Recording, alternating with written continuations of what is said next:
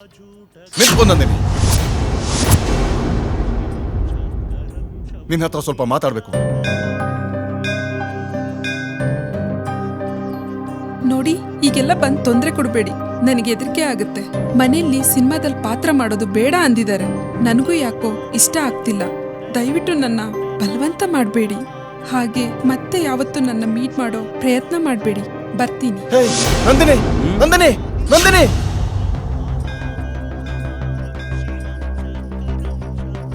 ಇದ್ದೇನಣ್ಣ ಇದು? ಇಲ್ಲೇನೋ mini climax ನಡೀತೈತೆ ಅನ್ಕೊಂಡ್ರೆ ಮೇಡಮ್ ಎರಡೇ ಮಾತಲ್ಲಿ ಸೀನ್ ಖತಮ್ ಮಾಡಿ ಹೊಲ್ಟೇ ಬಿಟ್ರು. ಹೋಗ್ಲಿ ಬಿಡು. ಇನ್ ಮುಂದೆ ಅವಳು ಸಿನಿಮಾದಲ್ಲಿ ಪಾರ್ಟ್ ಮಾಡಲ್ವಂತೆ. ಈಗ ನಾನು ಮುಂದೆ ಏನ್ ಮಾಡ್ಬೇಕು ಅಂತ ಯೋಚನೆ ಮಾಡ್ತೀನಿ. ತಲೆ ಕೆಟ್ಟು ಹೋಗಿದೆ. ಹುಳ ಬಿಡದೆ ಸ್ವಲ್ಪ ವೇಟ್ ಮಾಡು. ಸ್ವಾಮಿ, ನೀವು ಸಿನಿಮಾದವ್ರ? ಹೌದು, ಸಿನಿಮಾದವ್ರೆ. ಯಾಕೆ ಕೇಳ್ತಿದ್ದೀರಾ ಸ್ವಾಮಿ? ನಿಮಗೂ ನಮ್ಮ ಸಿನಿಮಾದಲ್ಲಿ ಆ್ಯಕ್ಟ್ ಮಾಡೋ ಆಸೆ ಬಂದಿದ್ಯಾ? ಇಲ್ಲ, ನಮ್ಗೆ ಆ ಥರ ಆಲೋಚನೆ ಯಾವುದೂ ಇಲ್ಲ. ನೀವು ಸಿನಿಮಾದವರೇ ಆಗಿದ್ರೆ ನಿಮ್ಮ ಹತ್ರ ಒಂದೆರಡು ಮಾತು ಹೇಳೋದಿಲ್ಲ. ಸ್ವಾಮಿ, ಅದೇನ್ ಹೇಳ್ಬೇಕು ಅಂತಿದ್ರು ಹೇಳಿ. ನನಗೂ ತಲೆ ಸಿಡಿತಾ ಇದೆ. ಅಲ್ಲಿ ಕೂತಿದ್ದಾರಲ್ಲ ಗಂಡ ಹೆಂಡತಿ, ಅವ್ರನ್ನ ನೋಡಿ. ನನಗೇನೋ ನಂಬಿಕೆ ಇಲ್ಲ. ನನ್ನ ಮಗಳಿಗೇನೋ ತೊಂದರೆ ಆಗಿದೆ, ಅವಳಿಗೇನೋ ತೊಂದರೆ ಆಗಿದೆ. ಅಳಬೇಡ ಸುಶೀಲಾ, ಅಳಬೇಡ. ಸಮಾಧಾನ ಮಾಡ್ಕೊ. ನೋಡು, ನಮ್ಮ ಐಶ್ವರ್ಯ ಎಲ್ಲೂ ಹೋಗಲ್ಲ, ಬಂದೇ ಬರ್ತಾಳೆ. ಅವರು ಪಕ್ಕದ ಏರಿಯಾದವರು, ರಿಟೈರ್ಡ್ ಸಬ್ ಇನ್ಸ್ಪೆಕ್ಟ್ರು. ಅವ್ರ ಮಗಳನ್ನ ಯಾರೋ ಹುಡುಗ ಲವ್ ಮಾಡಿ ಕರ್ಕೊಂಡು ಹೋಗ್ಬಿಟ್ಟಿದಾನಂತೆ. ಅಲ್ರಿ, ಈ ಹುಡುಗರು ಪೊಲೀಸ್ನವ್ರ ಮಕ್ಕಳನ್ನ ಬಿಡಲ್ಲ ಅಂದ್ರೆ ಎಂತ ಪಟ್ಟಿಂಗ್ರಿ ಇದ್ದಾರ್ರಿ ಇವರು. ಹುಡುಗರ್ನೆಲ್ಲ ಆತರ ಬೈಬೇಡಿ ಅರ್ಚಕರೇ. ಹೇಯ್, ನೀನ್ ಸುಮ್ನಿರೋ, ನಾನು ಹೇಳ್ತೀನಿ. ಸ್ವಾಮಿ, ಹುಡುಗರ್ಗೆ ಹಂಗೆಲ್ಲ ಬೈಬೇಡಿ. ಇನ್ನು ಹುಡುಗಿರ್ಗೆ ಬೈರಿ ನೀವು ಸರಿ ಇಲ್ಲ ಅಂತ. ಆಕ್ಚುಲಿ ಹುಡುಗಿರು ಯೋಚನೆ ಮಾಡ್ಬೇಕು, ನಮ್ಮಪ್ಪ ಯಾರು, ನಾಳೆ ಲವ್ ಮಾಡಿದ್ರೆ ಬಿಡ್ತಾರ, ಅವ್ರಿಗಾಗೋ ನೋವು ಏನು ಅಂತ. ಅದನ್ನ ಬಿಟ್ಟು ಹುಡುಗರು ಪ್ರಪೋಸ್ ಮಾಡೋದೇ ತಡ, ರಪ್ಪ ಅಂತ ಹೋಗಿ ಅವ್ರ ತೆಕ್ಕೆಗೆ ಬಿದ್ದ್ಬಿಡ್ತಾರೆ. ಆಮೇಲೆ ಬೇರೆ ಏನ್ ಮಾಡ್ಬೇಕು ಅದಕ್ಕೆಲ್ಲ ಸಾಥ್ ಕೊಡ್ತಾರೆ. ಕೊನೆಗೆ ಕದ್ದು ಓಡೋಗ್ತಾರೆ. ಪಾಪ ಹುಡುಗರ್ಗೆ ಮಾತ್ರ ಪುಕ್ಸೋಟೆ ಕೆಟ್ಟ ಹೆಸರು. ಅಲ್ಲ, ನಾನು ಏನ್ ಹೇಳ್ತಾ ಇದ್ದೀನಿ ಅಂದ್ರೆ, ನಿಮ್ಮ ಸಿನಿಮಾದಲ್ಲಿ ಲವ್ ಮಾಡೋರ್ನ ಒಳ್ಳೆ ರೀತಿಯಲ್ಲಿ ತೋರಿಸಿ ಅವ್ರ ಹೆತ್ತವ್ರನ್ನ ವಿಲನ್ಗಳಾಗಿ ತೋರಿಸ್ತೀರಾ ರೀ ಸ್ವಾಮಿ. ಅಲ್ಲಿ ನೋಡ್ರಿ ಆ ತಾಯಿ ಕಣ್ಣಲ್ಲಿ ನೀರ್ನ. ಅಟ್ಲೀಸ್ಟ್ ಅವ್ರ ಫೀಲಿಂಗ್ನಾದ್ರೂ ಅರ್ಥ ಮಾಡ್ಕೊಂಡು ಹೆತ್ತವ್ರ ಬಗ್ಗೆ ಆದ್ರೂ ಒಂದು ಒಳ್ಳೆ ಸಿನಿಮಾ ಮಾಡ್ರಿ. ಸಮಾಜಕ್ಕೆ ಒಂದು ಒಳ್ಳೆ ಮೆಸೇಜ್ ಕೊಟ್ಟಂಗಾಗುತ್ತೆ ರೀ ಸ್ವಾಮಿ. ಸರಿ ಸ್ವಾಮಿ, ನೀವ್ ಹೇಳ್ದಾಗೆ ಮಾಡ್ತೀನಿ. ಯಾವಾಗ ಗೊತ್ತಾ? ನನ್ನ ಆಸೆ ಆಕಾಂಕ್ಷೆಗಳೆಲ್ಲ ಸತ್ತು ಹೋಗಿ ಮಣ್ಣಲ್ಲಿ ಮಣ್ಣಾಗಿ ಮುಂಡಾ ಮೋಚ್ದಾಗ ಬರ್ತೀನಿ. ಬನ್ರ. ಓ, ಇವ್ರು ಸಿನಿಮಾದವ್ರಲ್ಲ, ಯಾರೋ ರೌಡಿಗಳಿದ್ದಂಗಿದ್ದಾರೆ. ಇವತ್ತಿನ ಜನರೇಷನ್ಗೆ ಅಂತ ಸಿನಿಮಾ ಮಾಡ್ಬೇಕು ಅಂತ ಆ ಪೂಜಾರಪ್ಪನ ಹತ್ರ ತಿಳ್ಕೊಂಡೆ.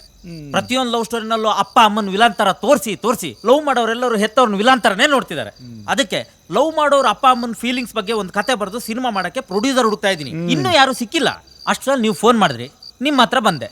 ನೀವು ನೋಡಿದ್ರೆ 15ರಿಂದ 20 ಲಕ್ಷ ಬಜೆಟ್ ಅಂದ್ರಿ. ಅದ್ರಲ್ಲ ಆ ಕತೆ ಮಾಡಕ್ಕಾಗಲ್ಲ ಬಿಡಿ.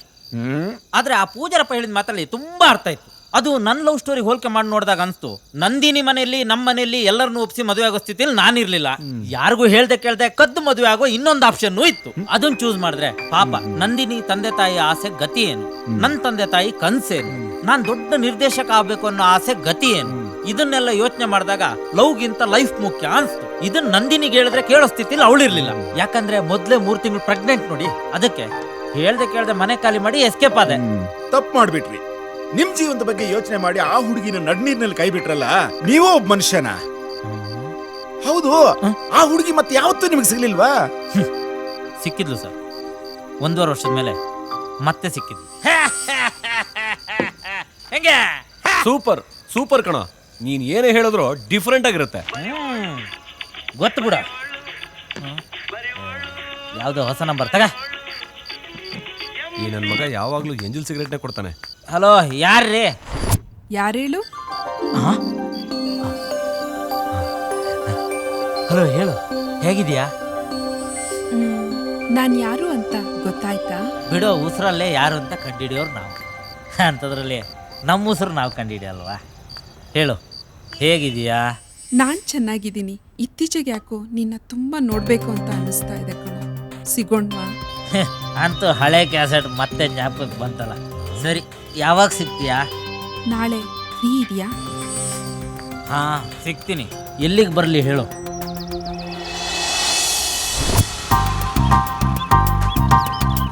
ಇಲ್ಲೇ ನಿಲ್ಸೋ ಮಗ.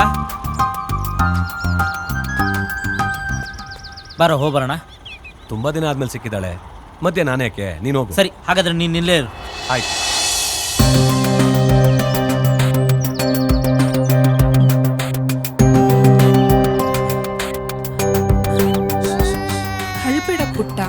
ಅಳಬೇಡ ಕಣೋ, ಚಾಕ್ಲೇಟ್ ಕುಡಿಸ್ತೀನಿ. Hi hi.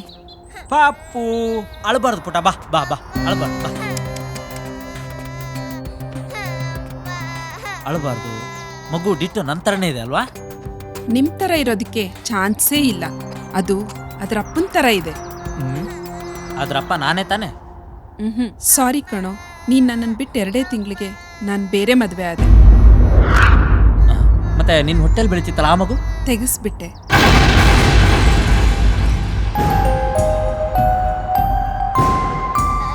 ತಗೋ. ಅಂದಾಗೆ ಒಳ್ಳೆ ಕೆಲಸ ಮಾಡಿದ್ರಿ. ಸುಮ್ಮನಿರೋ ಪುಟ್ಟ. ಹೌದು, ತಾವು ನನ್ನ ನೋಡಕ್ ಬಂದಿರೋ ವಿಚಾರ ತಮ್ಮ ಯಜಮಾನ್ರಿಗೆ ಗೊತ್ತೋ? ಇಲ್ಲ. ಪಾಪ ನಿಮ್ ಗಂಡ ನಿಮ್ಮ ಮೇಲೆ ಎಷ್ಟು ಕನ್ಸುಗಳನ್ನ ಇಟ್ಕೊಂಡು ಮದುವೆ ಆಗಿದಾರೋ ಏನೋ.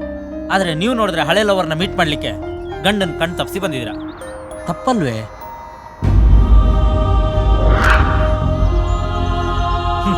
ನಾವು ನಿಮ್ಮನ್ನ ನೋಡ್ಬೇಕು ಅಂತ ತುಂಬಾ ಆಸೆ ಇಟ್ಕೊಂಡಿದ್ವಿ. ಆದ್ರೆ ನಿಮ್ಮನ್ನ ಈ ತರ ನೋಡಿದ್ಮೇಲೆ ಇನ್ಯಾವತ್ತೂ ನೋಡಬಾರ್ದು ಅನಿಸ್ತಿದೆ. ನೀವು ಅಷ್ಟೇ, ಇನ್ಯಾವತ್ತೂ ನೋಡೋ ಪ್ರಯತ್ನ ಮಾಡಬೇಡಿ. ಅಂದ್ರೆ ನನಗೆ ತುಂಬಾ ಕೆಲಸ ಇದೆ, ಬರ್ತೀನಿ, ಬಾಯ್.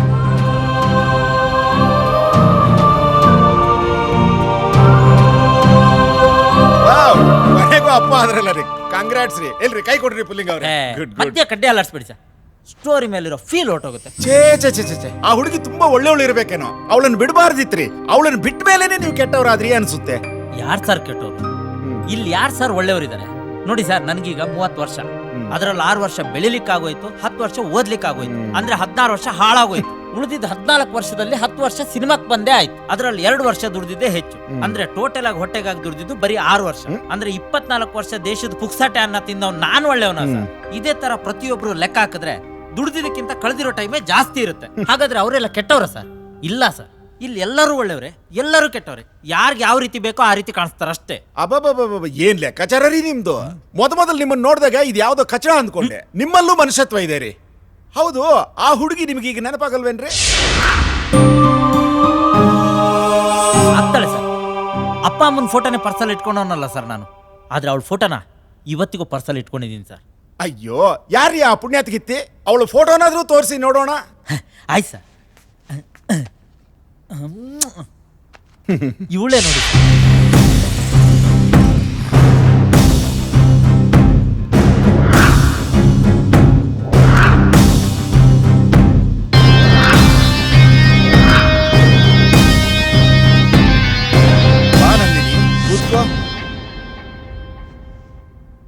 ಸಿನಿಮಾದಲ್ಲಿ ಹೀರೋಯಿನ್ ಆಗೋದಕ್ಕೆ ಹೊರಟಿದೆಯಂತೆ.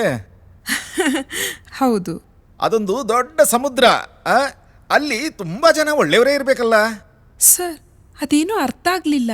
ಅದು ಹೋಗ್ಲಿ ಬಿಡು, ಅದು ನಿನ್ನ ಸ್ವಂತ ವಿಷಯ. ನೀನು ನನ್ನ ಕಣ್ಣ ಮುಂದೆ ಬೆಳೆದ ಹುಡುಗಿ ಅಲ್ವಾ, ಅದಕ್ಕೆ ಆ ಸಲಿಗೆಯಿಂದ ಕೇಳಿದೆ. ಈಗ ನಿನಗೊಂದು ಮುಖ್ಯವಾದ ವಿಚಾರ ಹೇಳೋದಿತ್ತು, ಅದಕ್ಕೆ ಬರೋದಕ್ಕೆ ಹೇಳಿದ್ದು. ಅದೇನು ಹೇಳಿ ಸರ್. ನೋಡು, ಈ ಸಾರು ಹುಳಿ ಅಂತೆಲ್ಲ ಕರಿಬೇಡ. ಇಷ್ಟು ದಿನ ಕರೆದಿದ್ದು ಸಾಕು, ವಿಷಯಕ್ಕೆ ಬರ್ತೀನಿ. ನಂದಿನಿ, ನಿಮ್ ತಂದೆಯವರು ನನ್ನ ಜೊತೆಯಲ್ಲಿ ರಿಯಲ್ ಎಸ್ಟೇಟ್ನಲ್ಲಿ ಬಿಸ್ನೆಸ್ ಪಾರ್ಟ್ನರ್ ಆಗಿದ್ರು. ನಂತರ ಸ್ವತಂತ್ರವಾಗಿ ಏನೋ ಮಾಡೋದಕ್ಕೆ ಹೋಗಿ ಲಕ್ಷಾಂತರ ರೂಪಾಯಿ ಕಳ್ಕೊಂಡು ಬೀದಿಗೆ ಬಿದ್ರು. ಆದ್ರೂ ಮತ್ತೆ ನನ್ನ ಹತ್ರನೇ ಬಂದು ಸಹಾಯ ಕೇಳಿದ್ರು. ಮಾನವೀಯತೆಯ ದೃಷ್ಟಿಯಿಂದ ನಿಮಗೆ ಒಳ್ಳೇದಾಗ್ಲಿ ಅಂತ ನಾನು ನನ್ನ ಕೈಲಾದ ಮಟ್ಟಿಗೆ ನಿಮಗೆ ಹೆಚ್ಚಿನ ಸಹಾಯನೇ ಮಾಡಿದೆ. ಜೊತೆಗೆ ಬದುಕೋದಕ್ಕೆ ಒಂದು ನೆಲೆ ಮಾಡಿಕೊಟ್ಟೆ. ಇದೆಲ್ಲ ನಿನಗೆ ಗೊತ್ತಿದೆ ತಾನೇ? ಅದನ್ನ ಬಾಯ್ ಬಿಟ್ಟು ಹೇಳೋದಕ್ಕಿಂತಲೂ ಇವತ್ತು ನಮ್ಮ ಮನೇಲಿ ದೀಪ ಉರಿತಾ ಇದೆ ಅಂದ್ರೆ ಅದಕ್ಕೆ ಕಾರಣ ನೀವೇ ಅನ್ನೋದು ನನಗೆ ಚೆನ್ನಾಗಿ ಗೊತ್ತಿದೆ. That's good. ನೀನು ತುಂಬಾ ಬುದ್ಧಿವಂತೆ, ಎಲ್ಲ ತಿಳ್ಕೊಂಡಿರ್ತೀಯ. ಆದ್ರೆ ನಿನಗೆ ಈಗ ಇನ್ನೊಂದು ಮುಖ್ಯವಾದ ವಿಚಾರ ಹೇಳ್ತೀನಿ, ಅದನ್ನ ಗಮನ ಇಟ್ಟು ಕೇಳು. ನಂದಿನಿ, ಈ ಖಾಲಿ ಗೋಡೆ ಇದೆಯಲ್ಲ, ಇದರ ಮೇಲೆ ಒಂದು ಸುಂದರವಾದ ಚಿತ್ರ ಬಿಡಿಸಿದ್ರೆ ಹೇಗೆ ಕಾಣುತ್ತೆ ಹೇಳು? ನೋಡೋದಕ್ಕೆ ಚೆನ್ನಾಗಿ ಕಾಣುತ್ತೆ. ಖಾಲಿ ಬಿದ್ದ ಜಾಗದಲ್ಲಿ ಒಂದು ಕಳೆ ಕಟ್ಟುತ್ತೆ. ಅಷ್ಟೇ ಅಲ್ಲ, ಅದರಲ್ಲಿ ನಮ್ಮಿಬ್ಬರ ಬದುಕಿನ ಸುಂದರ ಚಿತ್ರಣ ಕೂಡ ಎದ್ದು ಕಾಣುತ್ತೆ ಅಂತ ಸೇರಿಸಿ ಹೇಳು.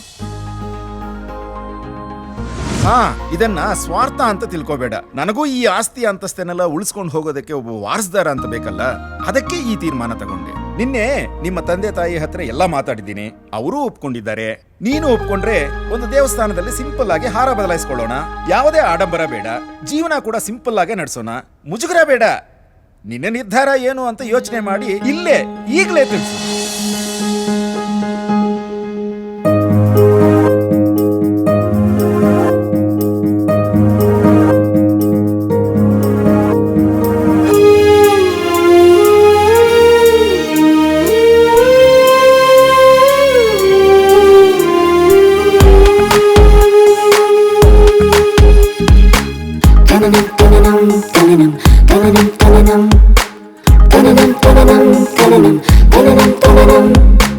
ಹೊಸದಾಗಿದೆ ಈ ಅನುಭವ, ಬೆಸೆದಾಗಿದೆ ನಮ್ಮ ಸಂಬಂಧವ.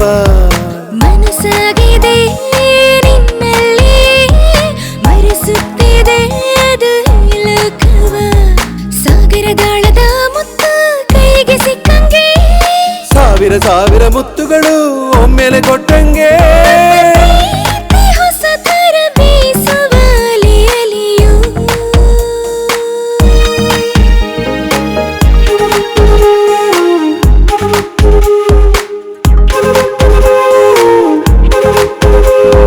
ಹೊಸದಾಗಿದೆ ಈ ಅನುಭವ, ಬೆಸೆದಾಗಿದೆ ನಮ್ಮ ಸಂಬಂಧವ. ಮನಸ್ಸಾಗಿದೆ ನಿನ್ನಲ್ಲಿ, ಮರೆಸುತ್ತಿದೆ ಅದು ಲೋಕವ.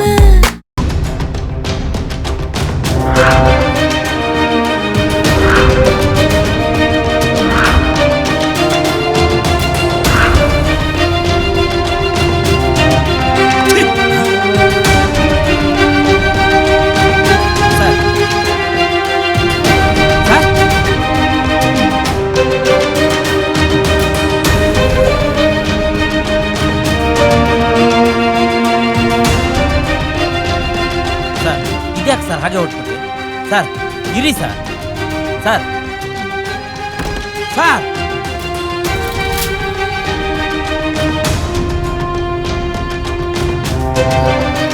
ಸರ್ ಸರ್ ಇದ್ಯಾಕೆ ಸರ್ ಹಾಗೆ ಹೋಗ್ತಾ ಇದ್ದೀರಾ? ಸರ್ ಸರ್ ಸರ್ ಏನಾಯ್ತು ಅಂತ ಹೇಳಿ ಹೋಗಿ ಸರ್.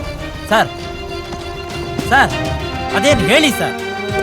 ಸರ್ ದಯವಿಟ್ಟು ನಿಮ್ಮ ಮನಸ್ಸಲ್ಲಿ ಏನಿದೆ ಹೇಳಿ ಸರ್. ಸರ್ ಸರ್ ಅಯ್ಯೋ ಸರ್ ಸರ್ ನೀವು ಹಾಗೆ ಹೋಗ್ಬಿಟ್ರೆ ನಾನು ಬೆಂಗಳೂರಿಗೆ ಹೋಗಕ್ಕೂ ದುಡ್ಡಿಲ್ಲ ಸರ್. ಆಮೇಲೆ ನಾನು ಇಲ್ಲೇ ಸಮುದ್ರದಲ್ಲಿ ಸುಸೈಡ್ ಮಾಡ್ಕೋಬೇಕಾಗುತ್ತೆ ಅಷ್ಟೇ ಸರ್. ನೀವು ಹಾಗೆ ಹೋಗ್ಬಿಟ್ರೆ ನಾನು ಬೆಂಗಳೂರಿಗೆ ಹೋಗಕ್ಕೂ ದುಡ್ಡಿಲ್ಲ ಸರ್. ಆಮೇಲೆ ನಾನು ಇಲ್ಲೇ ಸಮುದ್ರದಲ್ಲಿ ಸುಸೈಡ್ ಮಾಡ್ಕೋಬೇಕಾಗುತ್ತೆ ಅಷ್ಟೇ ಸರ್.